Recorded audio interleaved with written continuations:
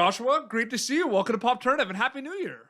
Thank you. Happy New Year. I'm excited to be here. Technically, the first Pop Turnative interview. Well, I don't know why I said technically. This is the first Pop Turnip interview in 2025. I'm honored. You know, people wanted more Exo Kitty. They're gonna get, season 2 of Exo Kitty worldwide on Netflix super soon. I mean, I'm so happy for you and like congratulations on everything. And Jin was such a really cool, intriguing character. What was the audition process like, or like how did this kind of opportunity come to be for you? Okay. So the audition process was actually super fun. It's one of the few that I thoroughly enjoyed. I remember my team sending me the audition. I sent the audition in, had a lot of fun doing it. And then I had a few more callbacks and then got to talk with Anthony and do a chemistry read with him. And it was honestly so much fun. And then I kind of forgot about it because I took a last minute trip to Portugal. And when I was in Portugal, I was like in Lisbon. They called me and said, "You have to be in Korea next week." It's like, okay, great. I guess I gotta go back. And yeah, it was super fun. Did you audition for Jin? Yeah, I Okay. auditioned for Jin. It was pretty scary. It's so different from who I am as a person, but it was a lot of fun, and the writing makes it so fun. It's interesting too because, Exo Kitty is one, you're joining a show where we've seen these characters all like the first season's always interesting because it's like familiar and unfamiliar territory for everyone involved because we know the To All the Boys universe, but we've never seen these characters. So you come in a season which I find is very interesting where there's familiar territory and unfamiliar territory where we know what's going on with some characters, but we have no idea.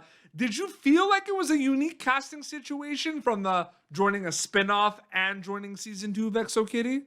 Yeah, I mean, in some ways, it made my life easier because like this beautiful world was already established, so I knew right away what I was getting myself into. But in other ways, it was pretty scary because, I mean, the fan base is huge, rightfully so. It's such a fun movie series and fun show. So I was pretty nervous joining, and again, like you said, joining the second season at that. But I mean, all that faded away pretty quickly. I got along with the cast so well. Everyone's super welcoming and super great. Did So you it was feel like you were like the new kid on the block a little bit at school, or was it? absolutely, absolutely I did, but I think it was just important for me to remember we're all there to work Yep. and we're all away from home. We're in Korea filming.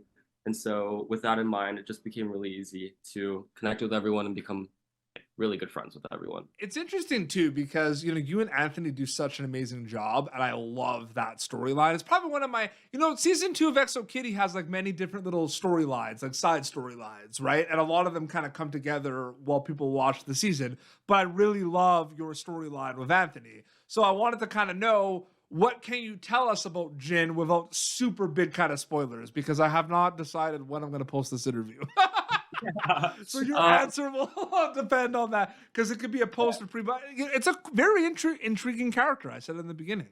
yeah, I mean, Jin is such a unique and complex character. And without giving too much away, I think he's at this really interesting inflection point in his life where he's battling between expectations, whether that be from his family, from himself, or just Korean culture at large versus things that he wants to do that makes him happy. Mhm. um, and I think that resonates with a lot of people. It certainly resonates with me because not too long ago I was working a corporate job and I was also at that inflection point myself.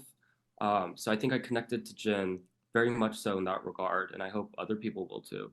Is it more fun or challenging from an acting perspective, playing characters, kind of going through things, self reflection, figuring things out? Because from an audience perspective, they don't know they're lost, right? So I'm just wondering from an acting perspective, what is that like playing a character like Jin, who you sometimes feel like he knows everything and's figured it out, but does not know at times too? So is it more fun, challenging? What's that like for you? I think it's all of the above. It's fun, it's challenging, it's introspective. I get to learn a lot about myself in the process. Yep. Um, but one thing that remained true for the entire season is just really trusting everyone else around me too. Like it makes my job so much easier getting to play against like the actors that are the amazing cast that I have. And also like the writing, costumes gets me into character.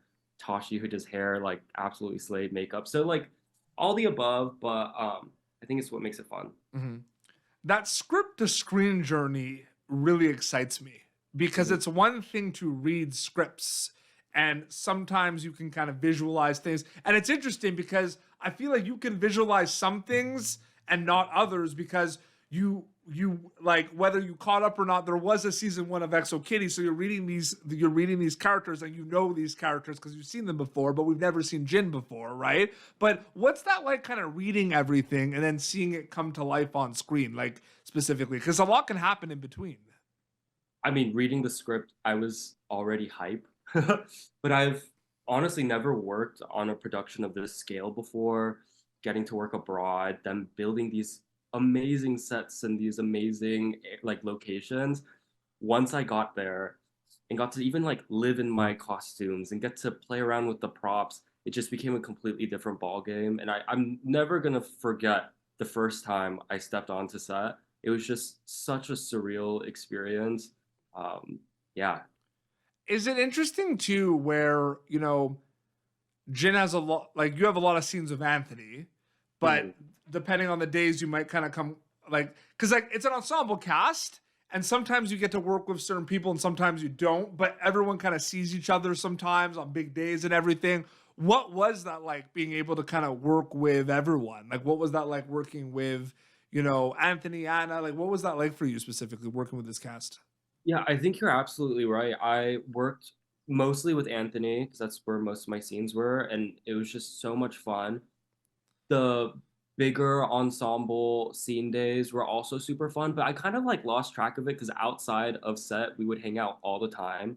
In terms of working with the cast, Anna is such a professional. I don't know how she does everything she does. I learned so much from her, and it made me want to come to set even like more prepared. Um, Working with the rest of the cast was also amazing. But actually, fun fact, I knew Sangwon and Jia before coming into the show.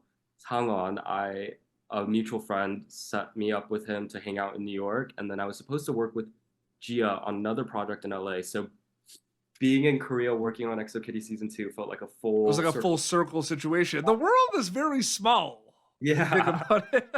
absolutely. Well, it's interesting too because it's going to drop worldwide on Netflix, and it's like maybe you've had conversations with the cast about this, but it's crazy when new episodes of Exo, like when Exo Kitty is going to drop, it's going to be crazy, right? And it's going to drop worldwide on Netflix, and it's so quick. Are you starting to think about that a little bit? That the world is going to be able to see what you worked on, and the world's going to meet Jin? Like, it's pretty crazy. Honestly, I've been blocking that part out of my mind. It is a little scary. I like to keep to myself. I never leave my apartment. The idea that people would be able to recognize my face is weird for sure. Um, but I just think I love to act. That's what I'm here You love the for. craft. You love it.